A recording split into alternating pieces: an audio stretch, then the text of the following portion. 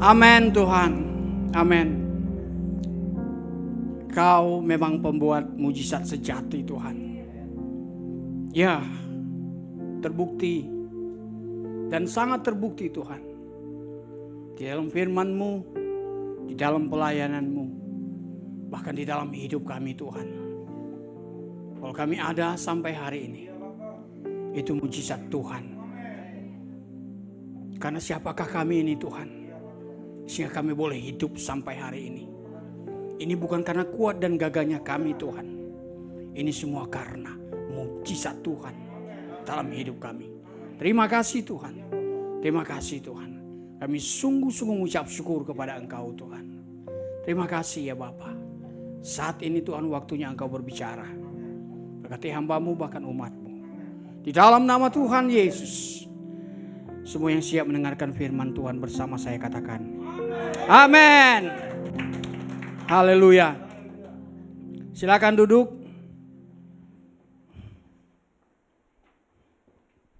Shalom Bapak Ibu. Iya, puji Tuhan. Hari ini dahsyat ya. Saya terberkati dengan pujian tadi ya. Dua lagu ini dari ibadah pertama dan lagu kedua. Ya. Tuhanlah pembuat mujizat sejati dalam hidup kita. Amin. Saya berdoa. Kita ada hari ini itu bukan karena hebat, kuat, dan gagahnya kita. Tidak Bapak Ibu. Maut selalu menghampiri hidup kita. Di jalan, dimanapun kita pergi dan berada. Kita berangkat dari rumah. Kerja, dan kembali lagi ke rumah. Bertemu dengan istri, suami, anak-anak. Dengan selamat. Bahkan sampai hari ini kita ada di tempat ini. Saya percaya itu semua mujizat Tuhan. Mujizat Tuhan. Banyak hal mujizat bisa terjadi dalam hidup kita. Ada mujizat-mujizat supranatural. Orang sakit sembuh. Orang mati bangkit. Orang lumpuh berjalan. Itu mujizat-mujizat yang luar biasa. Tapi kita juga harus bersyukur. Kalau kita hidup sampai hari ini, itu juga mujizat Tuhan. Amin. Amin Bapak Ibu. Puji Tuhan. Hari ini kita mau belajar tentang hikmat dalam perkataan dan perbuatan. Nah penting sekali saudara, hari-hari ini kita belajar tentang hikmat Tuhan. Itu kan. Ada hikmat dunia, tapi ya sudahlah. Kita bisa belajar itu. Tapi kita belajar tentang hikmat Tuhan. Hikmat yang berasal dari Tuhan Bapak Ibu. Ya, kalau seringkali kita berkata bahwa hari-hari ini adalah jahat, amin. Karena itu kita butuh hikmat Tuhan. Kalau kita sadari bahwa hari-hari ini adalah jahat, maka kita harus jadi orang yang arif dan bijaksana. Kita harus jadi orang arif dan bijaksana.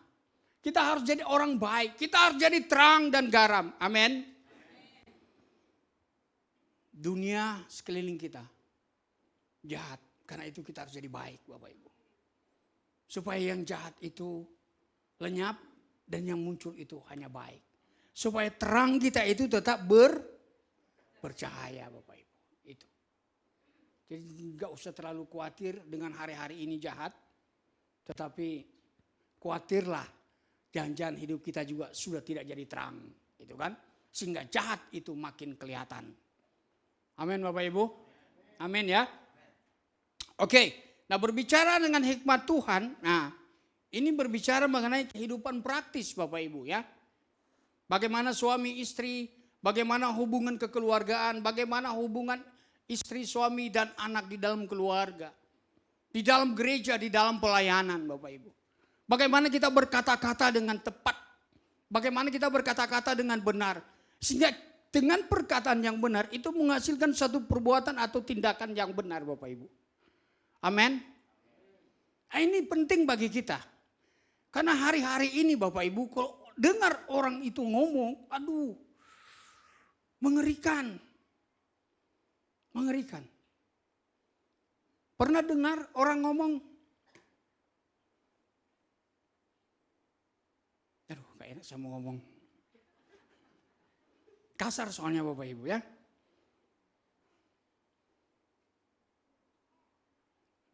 Saya pernah dengar orang ngomong, istri sialan lu. Jangan ketawa, Bu. Ya.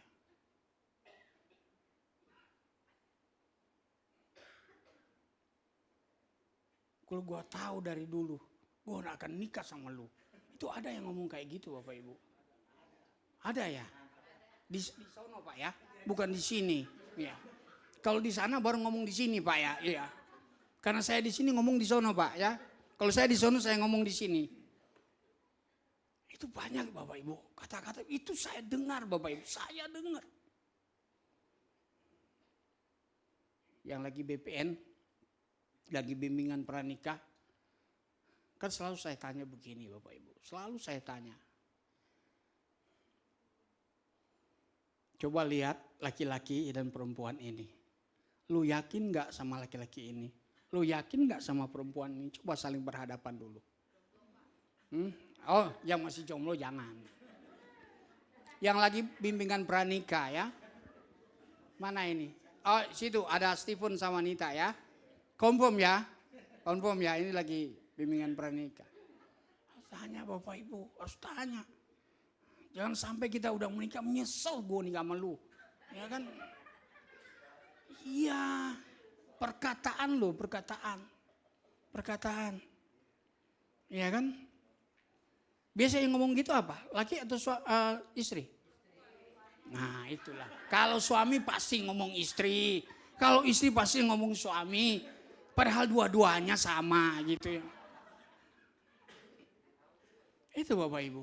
Ya? Hati-hati loh kita itu ngomong. Nih Stephen, oh namanya juga Stephen. Stephen dan itu lagi bimbingan pranikah. Saya katakan begini Bapak Ibu ya.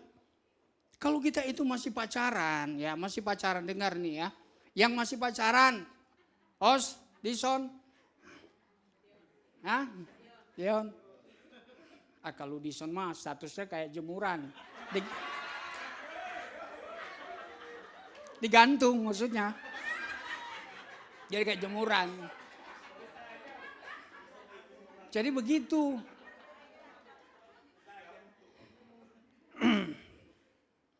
Apa kayak layangan kali Son? Tarik ulur. Putus nyamuk. Ya, saya kan begini Bapak Ibu. Yang lagi pacaran ya, di bimbingan pranikah. Pacaran itu dunia ini seperti lautan. Itu ikannya banyak. Macam-macam ikannya. Macam-macam ikannya. Jadi jangan sampai salah pilih ikan. Itu. Stephen Nita saya bilang begitu. Harus pastikan ini ikan kakap apa ikan asin. Apa cumi saudara ya. Karena kan banyak sekarang suami sih cumi loh. Nah gitu kan. Jadi bebas saudara. Bebas berkeliling samudra laut itu bebas. Anda mau berselancar kemana silakan. Masih pacaran kok. Iya kan. Ya. Silakan. Pilih yang benar. Ya, dapat ikan yang mantep. Yang Tuhan kehendaki maksudnya ya. Gitu. Tapi kalau sudah menikah, lu mau ikan asin pun dia udah tetap ikan asin. Seumur hidup tetap ikan asin. Ya. Balado seumur hidup balado. Gak bisa diganti lagi Bapak Ibu. Tapi jangan berdoa juga Tuhan ikan asin ini kapan matinya. Jangan juga. Jangan ya. Nah itu Bapak Ibu hati-hati dengan perkataan kita. Kita baca firman Tuhan dulu. Tawa mulu. Yuk. Matius 21 ayat 28 sampai 31.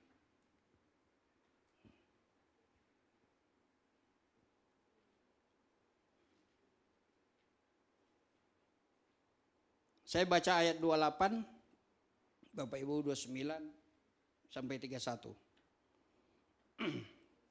Perumpamaan tentang dua orang anak. Tetapi apakah pendapatmu tentang ini? Seorang mempunyai dua anak laki-laki. Ia pergi kepada anak yang sulung dan berkata, "Anakku, pergi dan bekerjalah hari ini dalam kebun anggur."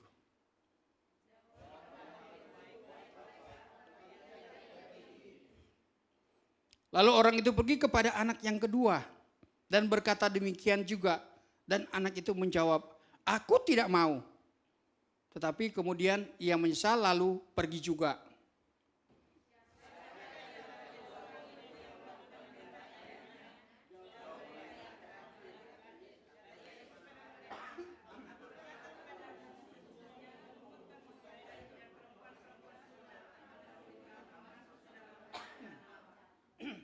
Yang ibadah pertama diam ya. Saya mau tanya.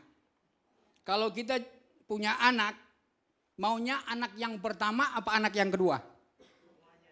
Hah? Apa? Anak apa Bu? Anak sampai di anak doang. Anak apa anak? Ya? Anak pintar. Anak yang pertama atau anak kedua? Ini ada di Alkitab, saya cuma suruh pilih doang. Hah? Dua-duanya. Ada lagi? Hah? Dua-duanya enggak. Itu curiga saya ini. Ini pasti orang ibadah pertama ini. Anak pertama.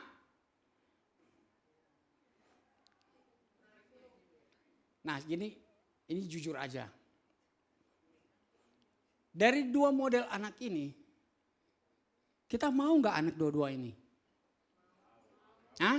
Dari jawaban itu, dari konteks itu ya, mau nggak kita model anak yang seperti itu? Dua-duanya. Coba beri alasan kenapa. Suruh kerja nggak mau, terus lama jalannya, nggak jalan-jalan, terus ngomong doang. Oke. Ya, lah udah pada pinter semua ini. Baik Bapak Ibu ya. Itu yang keren sebenarnya itu adalah jawaban Yesus. Karena Yesus tanya kepada mereka, mereka bilang yang terakhir ya. Nah itu, bagi yang pilih anak terakhir, seperti yang Yesus ngomong, saya juga ngomong. Ya, apa kata Yesus kepada mereka? Sesungguhnya pemungut-pemungut cukai dan perempuan-perempuan sundal akan mendahului kamu masuk ke dalam kerajaan Allah. Saudara. Maksudnya apa? Ini orang-orang berdosa itu akan dahului kamu dalam kerajaan surga. Kalau kita pilih yang kedua, gitu ya. Semua orang itu pasti standar semua pasti. Ini anak yang kedua dong, ya kan? Walaupun dia nggak mau, tapi itu akhirnya dia pergi. Bukan itu Bapak Ibu. Jangan pilih dua-duanya. Pilih anak, yes mami, ya papi, aku berangkat. Nah itu. Ini kan perumpamaan. Ya. Jangan Bapak Ibu ya. Jangan jadi anak yang iya tapi nggak pergi. Ya kan? Tapi jangan juga jadi yang nggak mau tapi juga pergi. Nah gitu kan.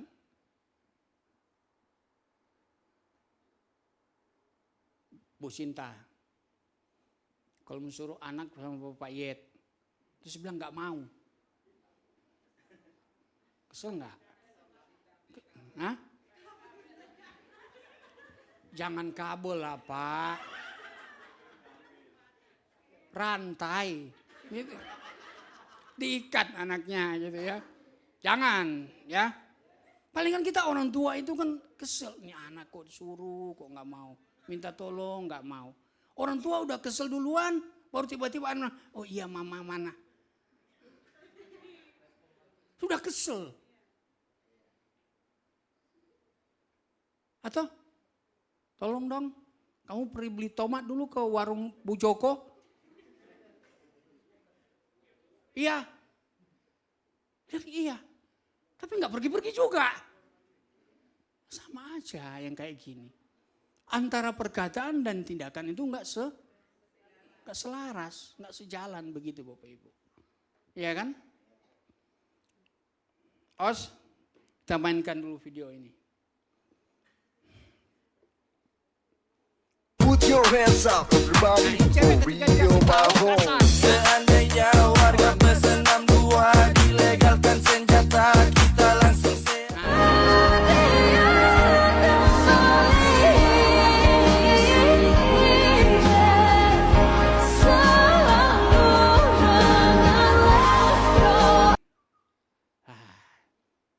Itu loh Pak Jeffer. Ini kok istri itu dikasih tahu atau pacar dikasih tahu kasar Pak. Kasar bujel, kasar pasti. Tapi coba dikasih, ayo dibelai-belai rambutnya Buyo. Ya Pak Yet, dibelai-belai rambutnya, cium tangannya Pak Yet. Langsung dikasih tangan dicium. Malamnya pasti dapat bonus Pak. Yakin saya. Amin. Oh haleluya. Yang masih pacaran jangan amin. Enak aja lu. Baik. Coba kita lihat Amsal 25 ayat 11. Boleh satu orang bacain? Perkataan itu, aduh mantap Bapak Ibu. Kalau itu, aduh ngomong tepat waktu, enak didengar. Aduh, saya yakin kita semua bergumul lah hal begini ya Bapak Ibu. Makanya saya bilang ini praktis sekali dalam hidup kita. Karena bisa aja kita marah, bisa aja kita emosi, respon kita itu bisa salah, respon kita bisa kasar. Amsal 25 ayat 11. Ya. Perkataan yang diucapkan tepat pada waktunya adalah seperti buah apel emas di pinggan perak. Ya. Perkataan yang diucapkan tepat pada waktunya adalah seperti buah apel emas di pinggan perak. Nah itu saudara. Lihat. Pinggan perak. Nah ini hitam soalnya. Kalau pinggan perak Bapak Ibu. Ada buah apel emas, Bu Esther. Ya, buah apel emas. Ini perumpamaan. Terus dikasih ya di piring lah. Di piring yang warna silver. Itu kan antara gold dan silver itu kan keren. Selaras, enak dilihat, menyatu, ya. Itulah kalau orang ngomong itu tepat pada waktunya, gitu kan? Buyo, ke Pak Welem itu baru pulang kerja, gitu. Shalom, gimana Papi pekerjaan hari ini? Panggil Papi kan? Apa Dedi? Oh apa? Ayang. Oh panggil nama aja. Oh, oke. Shalom Papa, ya gitu kan. Gimana kerjaan hari ini? Puji Tuhan luar biasa. Hah marah-marah. Udah Bu itu nanti di rumah aja jangan di sini Bu. Tadi catat sama Bu Evi lo kalau marah-marah. Tadi panggil lo sama Bu Evi ntar.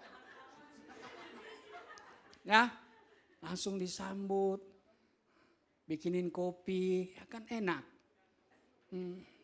Gimana kabar hari ini Papa, nah, gitu kan. Itu kan omongan seperti itu, kalau kita omong di pas Pak Teva ini lagi capek, terus sambutan istri yang hangat itu Bu, seperti apel di pinggan perak itu Bu. Itu keren Bu. Keren. Pasti malam dapat bonus Pak. Gitu. Ya. Baik. Karena kita berbicara mengenai kehidupan kita sehari-hari. Kenapa kita bilang kita itu membutuhkan hikmat di sini Bapak Ibu? Karena kalau kita tidak ada hikmat yang alkitabiah, ini bahaya. Karena itu kita harus memahami apa sebenarnya pengertian hikmat itu di dalam Alkitab. Next.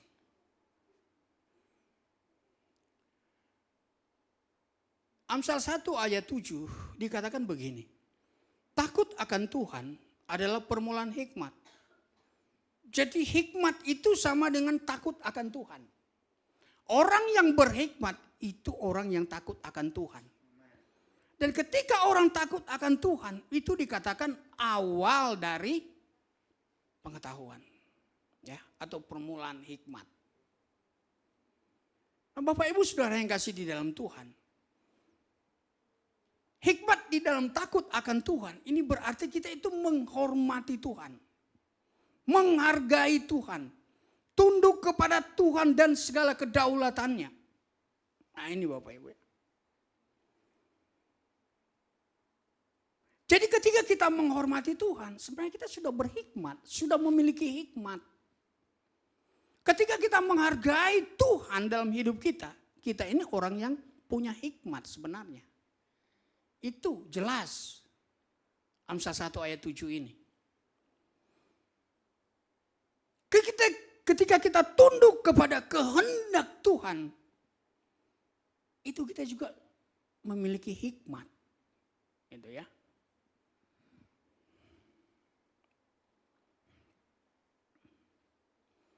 Jadi ketika ada perintah kasihilah istrimu, itu sama dengan kita itu menghargai Tuhan.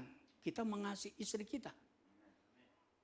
Istri harus tunduk kepada suami, itu juga sama dengan kita tunduk kepada perintah Tuhan. Itu juga hikmat Tuhan. Tetapi sebaliknya,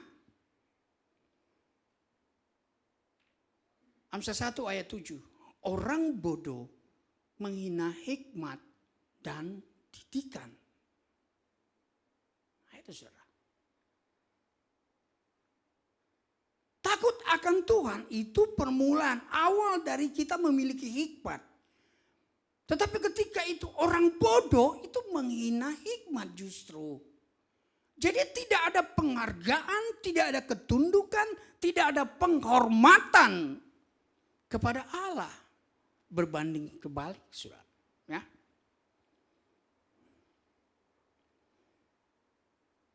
Bagaimana kita menunjukkan bahwa saya ini adalah orang berhikmat? Kasihi istrimu, itu berhikmat.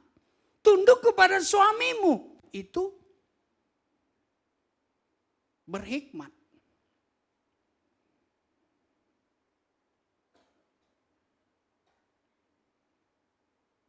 Kalau kita tidak menghargai istri, tidak mengasihi istri atau suami kita, nah itu berarti kita bukan orang berhikmat, tapi orang bodoh. Sorry to say ya, ini kan sebaliknya ini saudara. Hikmat bagi orang Israel sebagai petunjuk dalam kehidupan sehari-hari sambil mengakui kedaulatan Tuhan.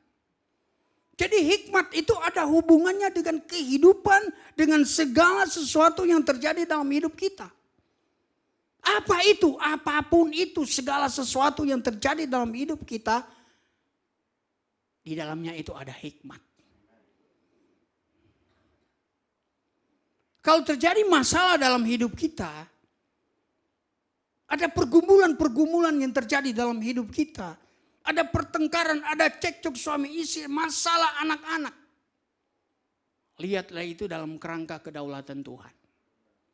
Bahwa Allah itu sedang berperkara dalam hidup kita. Allah itu sedang berperkara dalam rumah tanggamu, dalam rumah tanggaku.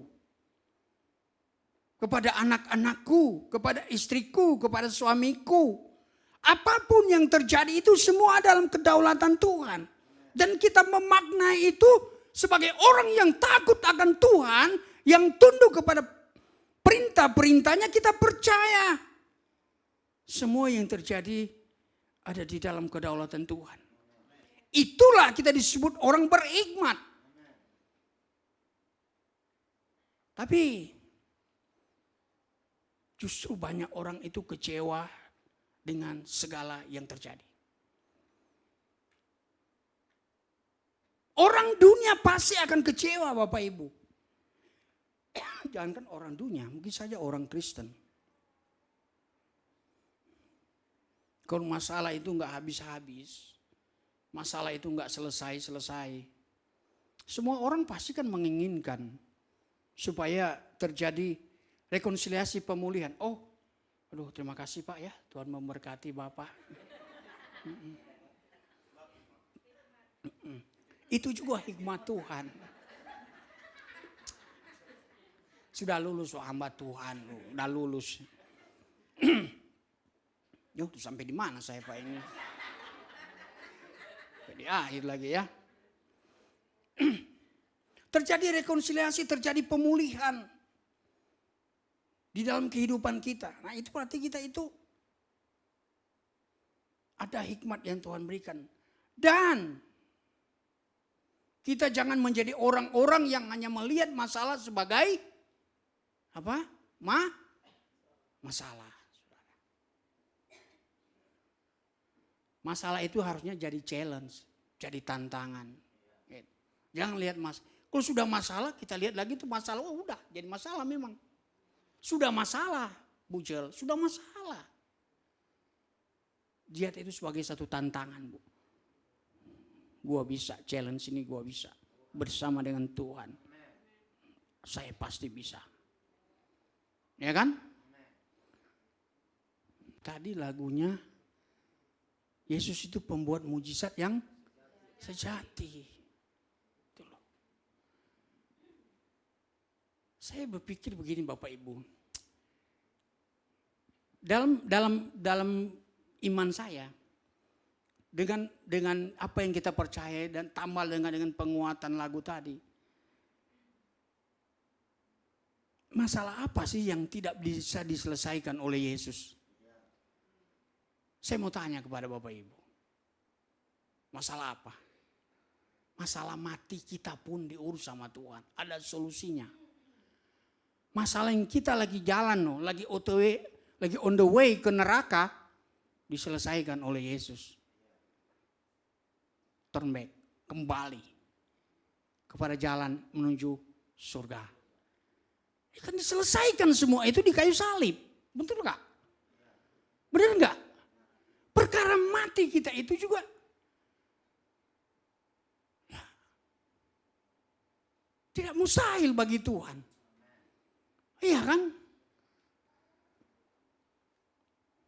Tapi saya paham Bapak Ibu, saya mengerti benar, saya paham benar. Perjuangan itu tidak semudah apa yang saya ngomong tadi. Di situ ada perjuangan di dalam hidup kita. Kita berjuang, menginginkan sesuatu, membutuhkan sesuatu, ingin solusi, ingin jalan keluar dalam hidup kita. Ingin itu, saya butuh ini, saya butuh itu. Tapi kok belum dapat. Ya, sepertinya belum ada solusi. Sepertinya tidak ada jalan keluar. Sepertinya udah gak bisa ini. Saya paham Bapak Ibu. Saya paham dengan hal itu. Saya mengerti. Tapi mungkin ketika kita mengalami hal itu, kita lupa dengan lagu yang sering kita nyanyikan. Dia buka jalan saat tiada jalan. Asik ya. Kita sering lupa lagu itu. Ya kan? Depan laut, belakang serdadu Mesir. Pikiran mereka apa? Mati.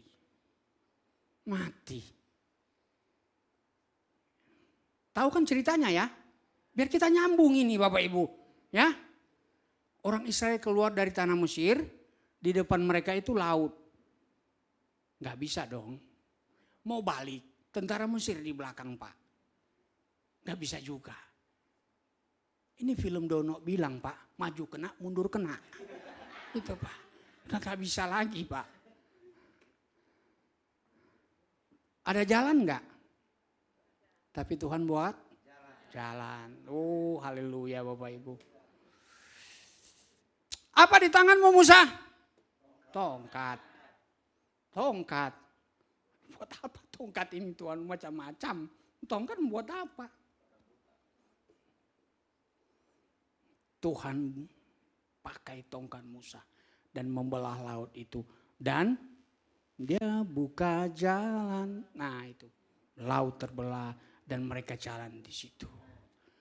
Dalam logika kita, memang itu sulit untuk kita pahami.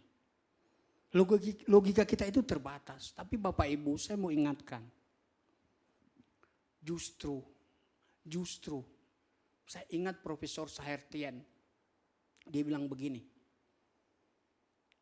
Kalau malam itu semakin gelap, ketahuilah pagi akan segera tiba. Amin. Maksudnya begini Bapak Ibu. Ketika jalan itu semua enggak ada. Dan memang sudah enggak ada dalam konteks bangsa Israel itu. Ketahuilah justru di situ Tuhan sudah siapkan jalan Bapak Ibu. Amin. Disitulah kita harus butuh hikmat Tuhan. Jangan marah-marah, jangan protes. Apalagi ngomong sama suami, ini gara-gara lu. Gara-gara lu. Kan? Kalau gua nggak nikah sama lu, nggak kayak begini hidup gua. Ya kan? Nggak ada jalan keluar, saling menyalahkan. Gitu kan? Sama orang Israel. Ini juga gara-gara lu. Mendingan kita itu di Mesir. Jadi budak kek. Yang penting aman. Manusia itu gitu Pak. Suami istri itu udah gak jalan keluar. Udah. Lu sih. Gara-gara gak mau dengar gua. Sambil nangis istri. Lu gak dengar gua. Suami juga gak mau kalah. Lu yang gak mau dengar gua. Wah, terus mau dengar siapa ini? Anak-anak bingung liatnya. Jadi mau dengar siapa ini?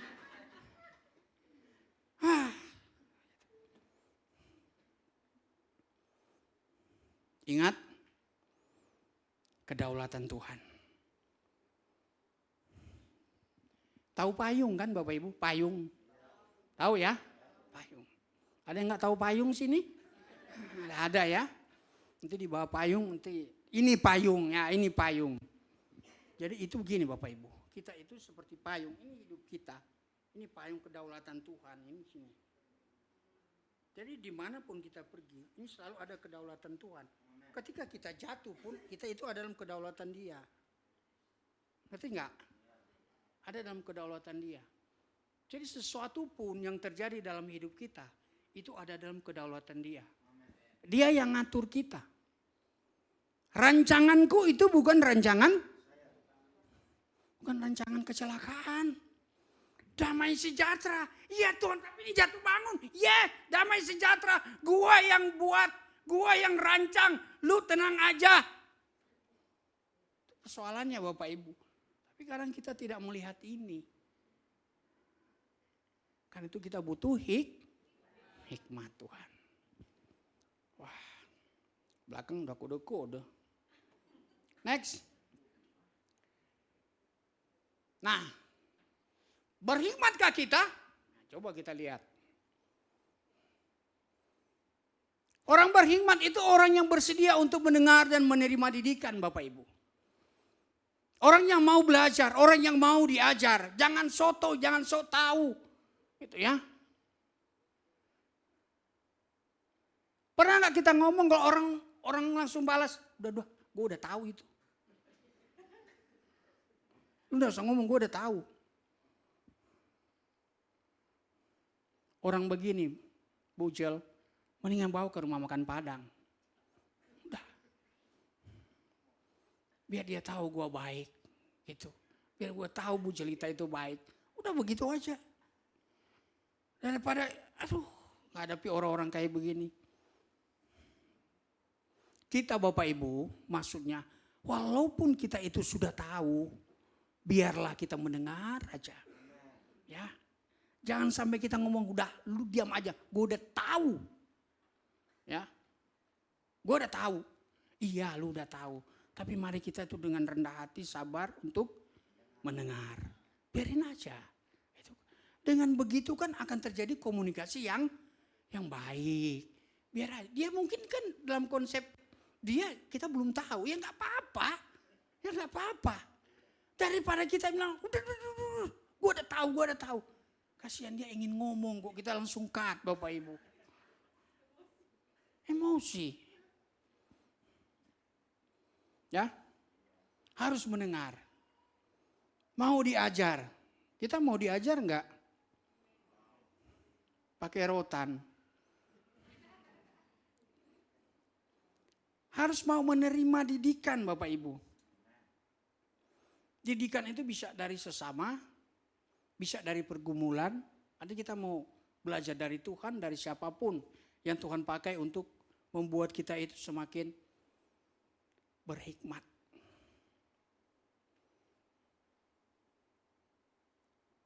Kita bilang kita orang berhikmat. Apakah hidup kita takut akan Tuhan? Amsal 1 ayat 7 tadi.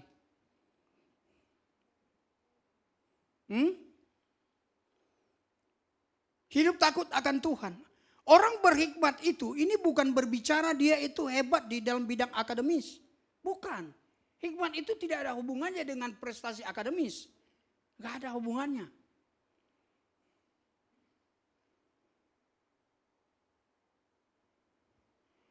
Orang berhikmat itu takut akan Tuhan. Orang korupsi itu orang-orang pintar secara akademis mungkin. Mereka pintar.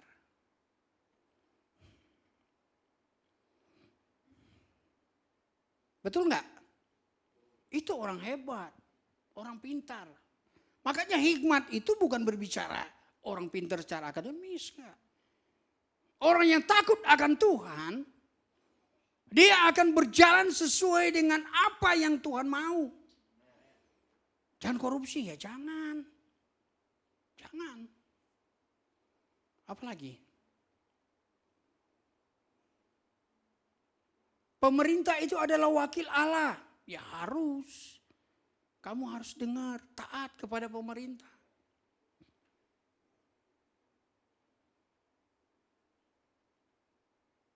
Traffic light, lampu merah, ya itu juga perwakilan Allah supaya kamu itu diatur.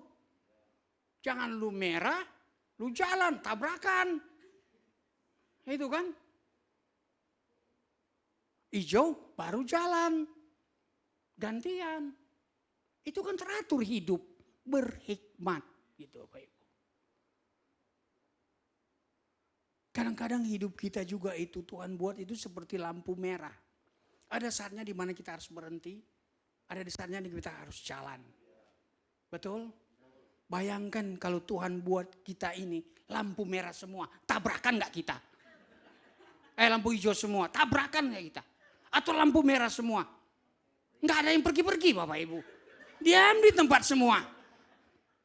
Sudah suruh maju jalan, nggak ada yang jalan. Bayangin Tuhan itu ngatur itu sedemikian rupa. Ya, ada saatnya kita jalan, ada saatnya kita berhenti. Itu indahnya Tuhan, itu kedaulatan Dia yang ngatur kita.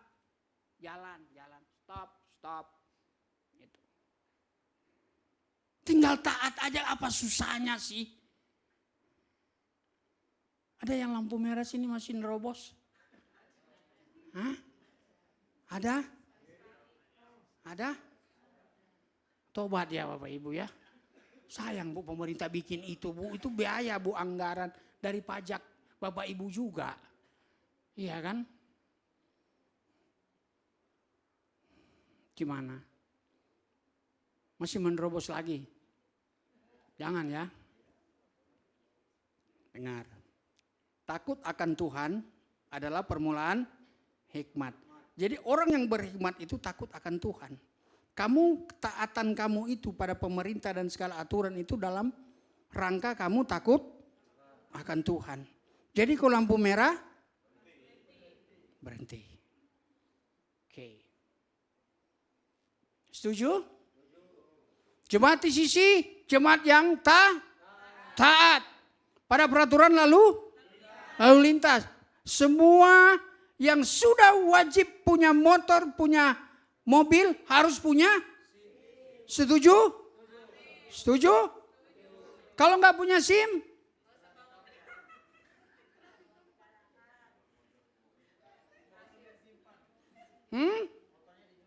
Motornya dijual. Iya Pak, nggak punya SIM, jual aja motornya.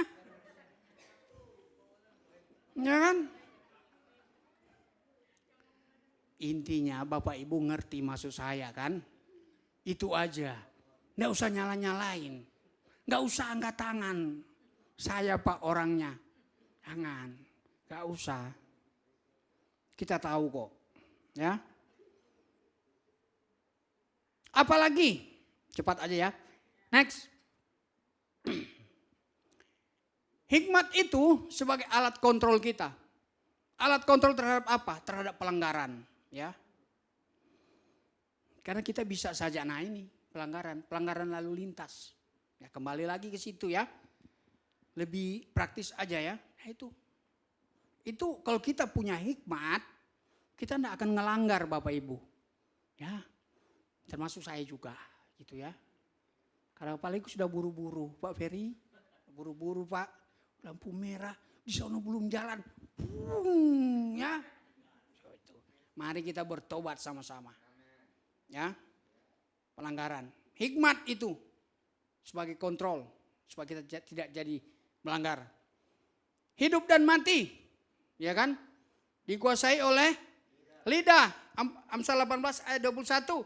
Saya ceritakan tadi, sekelompok orang tua dan anak muda, gara-gara orang tua ini ngomong ke anak muda tersinggung karena sudah dipicu dengan alkohol. Biasalah orang Manado, orang tua ngomong, anak muda ini tersinggung.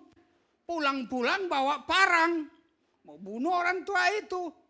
Orang tuanya sudah di rumah, mau masuk ke rumah. Oh nggak boleh dong, rumah gua lu berani masuk lu, bawa parang lagi. Nah itu kan. Akhirnya singkat cerita, orang tua ini ambil tombak, karena dia sudah di depan rumah. Jadi perkelahian. Ya parang sama tombak Pak. Tusuk ditikam Pak, mati. Itu karena perkataan. Ya, hidup dan mati dikuasai oleh lidah. Mati Pak, hanya karena tersinggung omongannya. Pak Jeffer, tahulah ya kan, kalau orang udah kena itu, ya, udah, ya nggak minum aja gila, apalagi udah minum Pak. Dasar memang orang gila Pak. Penguasaan diri. Ya. Harus menguasai diri. Nah ini kita itu belajar Bapak Ibu. Saya itu kalau sudah kenyang. Tapi kalau lihat itu, apa itu? Bakpao yang isi babi. Aduh kayaknya susah saya itu untuk menolaknya Pak. Itulah juga ya, harus menguasai itu hal-hal kecil ya. Ngerti ya, menguasai diri. Itu hikmat. Bagian dari hikmat saudara. Sabar. Nah ini. Sabar. Siapa ya? Oh, Pak Pendeta siapa? Yandi. Istri menjengkelkan, suami menjengkelkan harus sabar. Nah, itu. Anak mungkin menjengkelkan juga harus sabar. Tetangga menjengkelkan baru nggak sabar. Gitu. Nah? Oh sabar juga ya? Oh iya. Saya pikir kan kalau suami istri kompromi Pak. Tapi kalau udah tetangga nggak bisa. Enggak ya? Enggak. Enggak salah lagi maksudnya gitu Pak. Sabar Pak ya. Selaras dalam perkataan dan tindakan. Nah ini yang tadi ayat yang kita baca. Kalau ya katakan ya, kalau tidak tidak ya. Oke, papi sini gue beli tomat. Pergi beli tomat, langsung jalan. Jadi perkataan dan tindakan itu selaras.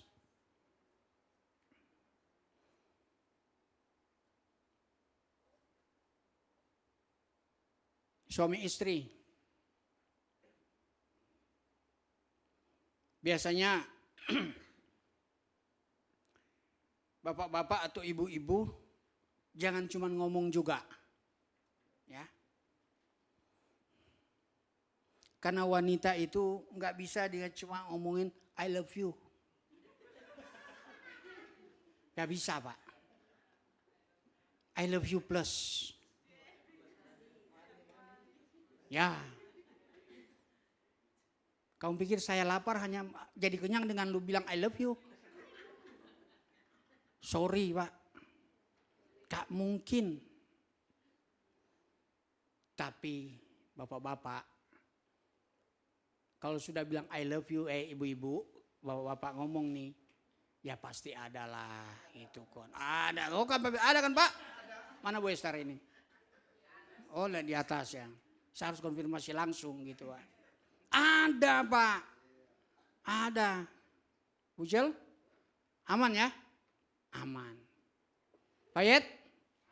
Aman Pak. Sama juga saya Pak, aman Pak. Harus ada Pak. Mungkin sebagian orang tahu. Lo kasih saya semua itu sudah transfer semua ke istri. Saldonya tinggal 15.000. Yang penting buat bayar admin aja di bulan itu. Ya gak apa-apa. Yang penting saya bisa ada makan, bensin saya ada, selesai. Saya sudah senang kok. Gitu ya. Asal jangan saya lihat itu bau babi gitu ya. Langsung aduh duitnya nggak ada gitu. Harus WA istri dulu. Kalau WA istri babi mulu udah. Kalau sudah begitu nggak akan dapat itu. Istri saya nggak ada ya. Dia di atas. Puji Tuhan. Nggak usah ngomong-ngomong lagi ya. Buat kita yang di dalam aja gitu ya. Buat kita yang di dalam. Di ruangan ini yang di atas biar aja. Ya. Terakhir. Ya. Nah ini saya suka. Dia bilang begini. Dia hamba Tuhan, teolog ya. Dia mengatakan bahwa tunas dan bunga bukanlah buah. Perkataan kita bagaikan tunas dan bunga yang menanti bukti. Tunas dan buah menjadi tidak berarti apabila tidak berbuah. Ya kan? Terus. Karenanya jangan hanya bertunas dan berbunga. Hasilkan buah supaya orang di sekitar kita dapat melihat wujud kasih nyata Tuhan bagi setiap kita. Ya kan? Saya pernah lihat tetangga saudara di Manado. Dia tanam pohon rambutan. Bertahun-tahun berbunga doang. Iya, nggak ada buah. Disiram Pak sama baygo minyak tanah. Langsung ditebang Pak, mati sekaligus. Nggak berbuah, udah tunggu-tunggu bertahun-tahun. Nyapu doang gua daunnya doang, sampahnya doang, nggak ada bunga, nggak ada buahnya. Disiram minyak tanah, kering, dibikin kayu bakar Pak. Makanya kita itu harus berbuah, ya kan? Supaya hidup kita makin indah di hadapan Tuhan. Amin Bapak Ibu. Amin. Ya, mari kita berbuah bagi Tuhan. Tuhan Yesus memberkati. Mari kita berdoa. Biarlah hikmat-Mu Tuhan memimpin hidup kami. Kami berjalan, kami hidup, kami bekerja, kami berusaha di dalam pimpinan hikmat-Mu saja Tuhan. Supaya kami belajar untuk sabar, menguasai diri, supaya kami tidak melakukan pelanggaran-pelanggaran apapun itu Tuhan. Kami mohon Roh Kudus menuntun hidup kami, membimbing hidup kami, mengarahkan hidup kami supaya sesuai dengan kehendak Tuhan. Sehingga diberkatilah orang-orang benar yang hidup menurut kehendak Tuhan. Terima kasih Tuhan Yesus, umat-Mu, hamba-Mu yang sudah selesai menyampaikan. Biarlah kami pulang menjadi pelaku-pelaku firman Tuhan. Roh Kudus memampukan kami semua. Terima kasih Tuhan Yesus, terima kasih. Di dalam nama Tuhan Yesus, kami sudah berdoa, kami sudah mengucap syukur. Yang diberkati bersama-sama katakan amin. Shalom, Tuhan memberkati kita semua.